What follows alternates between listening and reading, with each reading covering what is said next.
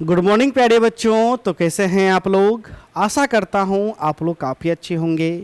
जिन बच्चों का राजनीतिक विज्ञान ऑनर्स पेपर है यानी मेजर पेपर है, उन बच्चों को आज मैं सिलेबस समझाऊंगा, एग्ज़ाम पैटर्न बताऊंगा, एग्ज़ाम डेट बताऊंगा, बेस्ट बुक बताऊंगा और कैसे तैयारी करना है इनके बारे में भी बताऊंगा। ठीक है?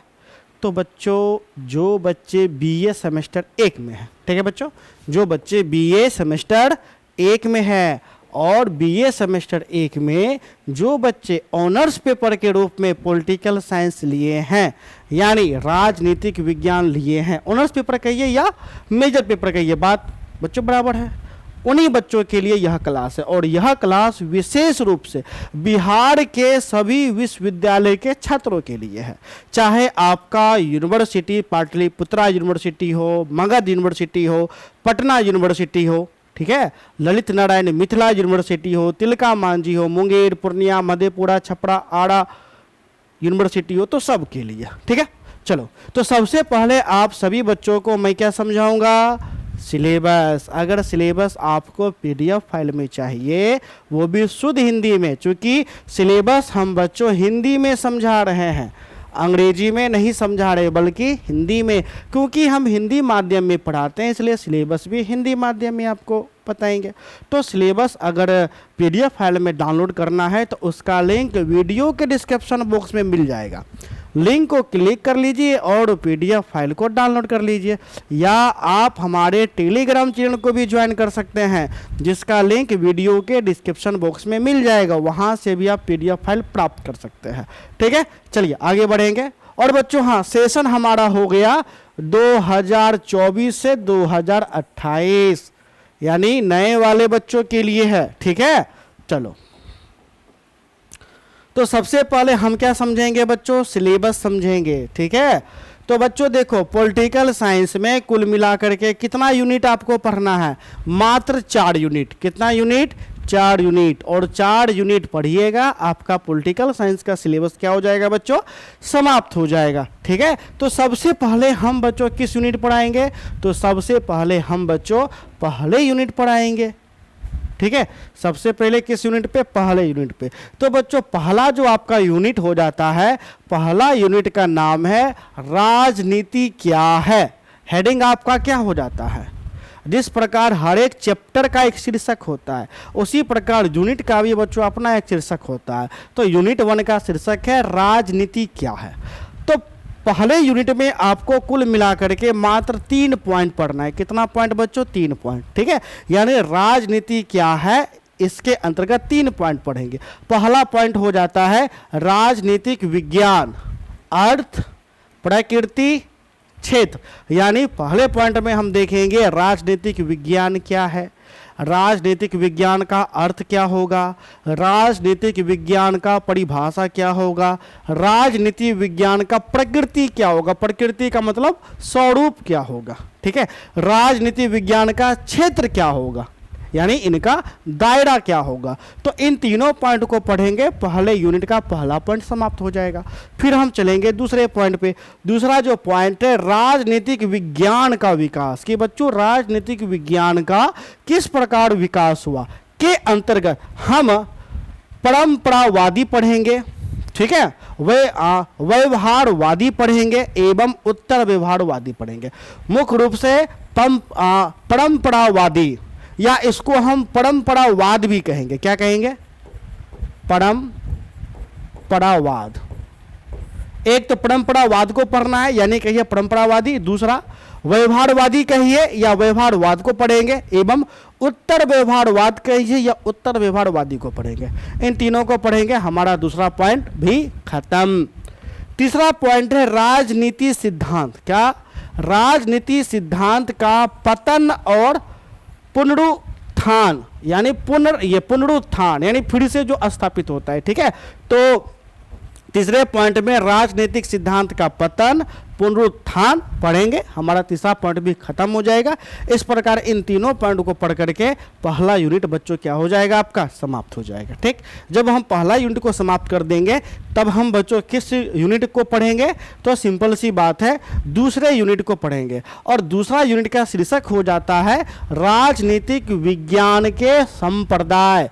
राजनीतिक विज्ञान के संप्रदाय, संप्रदाय का मतलब हो जाता है एक प्रकार से विचारधारा, एक प्रकार से विचार कहिए, विचारधारा कहिए, आप कह सकते हैं, यही आपका संप्रदाय हो गया। ठीक, तो राजनीतिक विज्ञान के संप्रदाय के अंतर्गत भी हम लोग तीन ही पॉइंट को देखेंगे।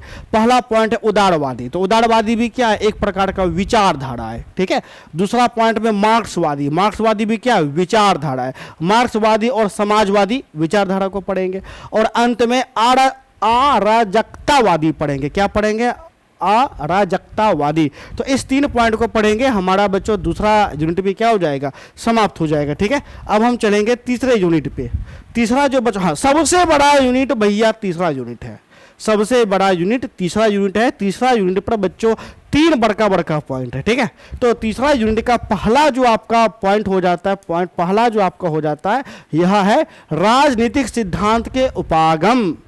राजनीतिक सिद्धांत के उपागम यानी दृष्टिकोण, उपागम का मतलब हो जाता है दृष्टिकोण, आप कह सकते हैं राजनीतिक सिद्धांत के दृष्टिकोण। ठीक, तो इसके अंतर्गत हमें 5 पॉइंट पढ़ना है। एक हो जाता है मानक, दूसरा ऐतिहासिक, तीसरा वैधानिक, चौथा संस्थानिक और पांचवा अनुभववादी। पांचवा अनुभववादी, इन 5 पॉइंटों को पढ़ेंगे, हमारा पहला टॉपिक समाप्त हो जाएगा। ठीक, फिर तीसरा यूनिट के ही अंतर्गत हम लोग राज्य पढ़ेंगे। क्या पढ़ेंगे बच्चों, राज्य पढ़ेंगे। ठीक है, और राज्य के अंतर्गत हमें पढ़ना है अर्थ, तत्व, उत्पत्ति एवं विकास। यानी राज्य का अर्थ क्या होता है, राज्य का तत्व, उत्पत्ति एवं विकास के बारे में पढ़ेंगे। फिर संप्रभुता के बारे में पढ़ेंगे, राज्य के संप्रभुता के बारे में। तो संप्रभुता के अंतर्गत सबसे पहले अर्थ देखेंगे, संप्रभुता का अर्थ क्या होता है। फिर अद्वैतवाद और बहुलवाद देखेंगे। क्या देखेंगे, अद्वैतवाद और बहुलवाद। ठीक है, तीसरे पॉइंट के अंतर्गत स्वतंत्रता और समानता को देखेंगे, स्वतंत्रता क्या होता है, समानता क्या होता है। चौथा पॉइंट के अंतर्गत न्याय और अधिकार देखेंगे। क्या देखेंगे बच्चों, न्याय और अधिकार, ये देखेंगे। दूसरा पॉइंट बी आपको समाप्त हो जाएगा।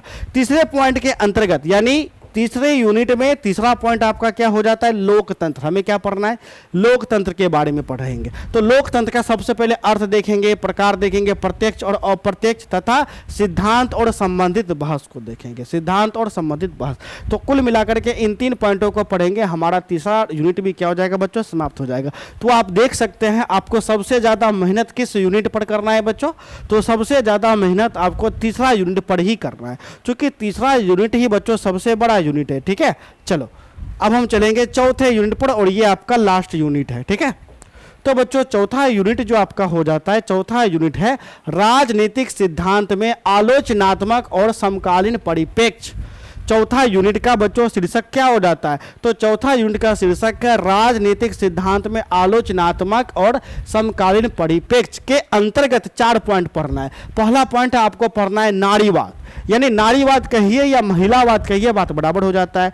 दूसरा है उत्तर आधुनिकतावाद। क्या हो जाता है, उत्तर आधुनिकतावाद के अंतर्गत हम लोग उत्तर आधुनिकतावाद देखेंगे।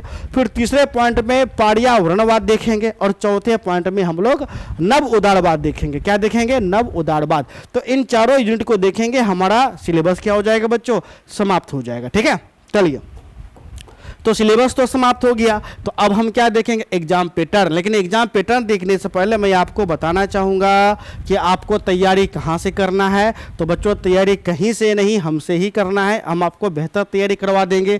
बच्चों सभी विषय हम आपको पढ़ा देंगे सिवाय अंग्रेजी के।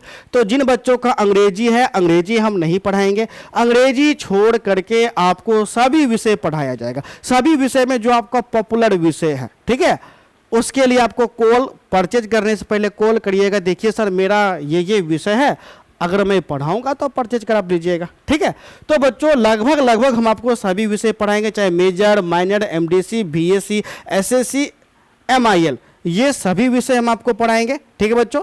और ये सारा का सारा पढ़ाई बच्चों हमारे ऐप पे होगा, ठीक है। ऐप में लाइव क्लास, रिकॉर्डेड वीडियो, और जो क्लास होगा बच्चों वो यूनिट वाइज होगा, ठीक है। यूनिट वाइज हम आपको पढ़ाएंगे, हमारा खासियत है। लेक्चर का नोट्स देंगे, क्वेश्चन आंसर भी देंगे, क्वेश्चन आंसर का भी नोट देंगे पीडीएफ फाइल में।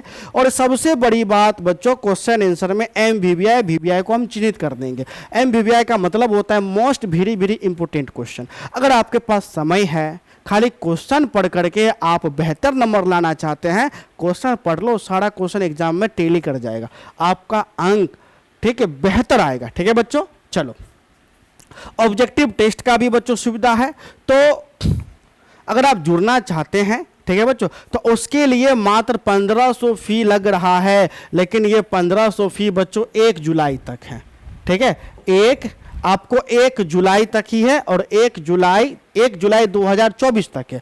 उसके बाद बढ़कर के 2000 हो जाएगा। तो 1500 में 6 का 6 विषय पढ़ाया जाएगा, हमारे ऐप पर पढ़ाया जाएगा। तो अगर आप बच्चों जुड़ना चाहते हैं तो आप हमारे ऐप को डाउनलोड कर सकते हैं। हमारे ऐप का नाम है आर्ट सेंटर रोसड़ा, जो गूगल प्ले स्टोर पर मिल जाएगा। सर्च करिए गूगल प्ले स्टोर पे आर्ट सेंटर रोसड़ा और हमारे ऐप को डाउनलोड कर लीजिए, ठीक है।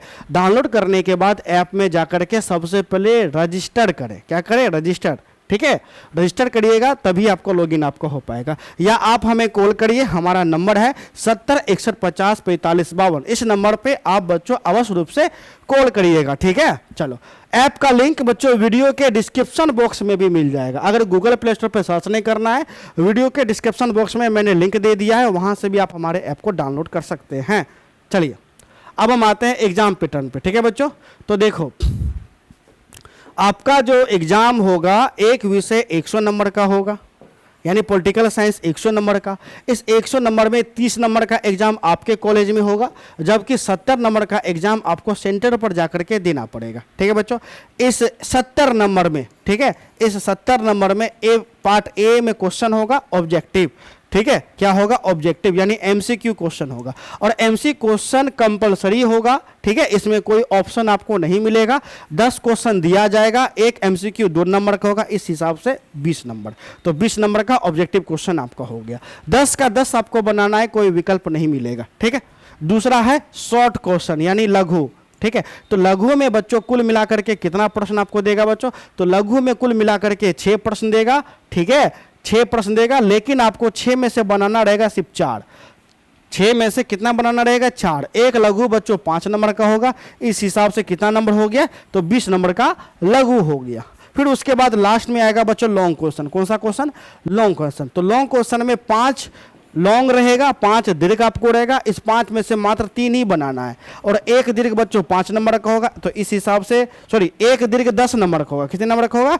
10 नंबर का। तो इस आधार पर कितना हो गया? 23, ठीक है। तो 40 30 70 पुर गया। तो इस प्रकार से आपका क्वेश्चन पैटर्न आपको रहेगा, ठीक है। चलो, अब आपको बच्चों एग्जाम डेट, एग्जाम कब होगा? तो बच्चों मान के चलो कि दिसंबर के अंत से एग्जाम होना शुरू हो जाएगा। सबसे पहले पाटलिपुत्रा यूनिवर्सिटी का एग्जाम होगा, दिसंबर के अंत में बच्चों एग्जाम शुरू आपका हो जाएगा, ठीक है। बेस्ट बुक में कौन होगा? SBPD, SBPD पब्लिकेशन का बच्चों आप बुक खरीदा दीजिएगा, ठीक है। तो यहाँ तक मैंने आपको सारा कुछ बता दिया है, सिलेबस बता दिया है, exam pattern, exam date, best book, सब कुछ आपको मैंने बता दिया है। तो अगर आपको वीडियो अच्छी लगी हो तो वीडियो को लाइक करिए, चैनल को सब्सक्राइब करिए। किसी भी प्रकार को कोई दिक्कत है तो कमेंट करके बताइए, और हाँ, अपने दोस्तों में अवश्य रूप से शेयर करिए, ठीक है। क्योंकि यह मेरा नया चैनल है, क्योंकि आर्ट सेंटर से अलग करके ग्रेजुएशन का, ठीक है, हम एक क्या किए हैं, एक स्पेशल ग्रेजुएशन के लिए चैनल हम आपको बनाए, BA ऑनलाइन क्लासेस, ठीक है। तो सभी बच्चों को कहिए सब्सक्राइब कर देने के लिए, शेयर करिए। आप नहीं करिएगा तो कौन करेंगे, ठीक है। तो मिलते हैं नेक्स्ट क्लास में, तब तक के लिए धन्यवाद, बाय, जय हिंद।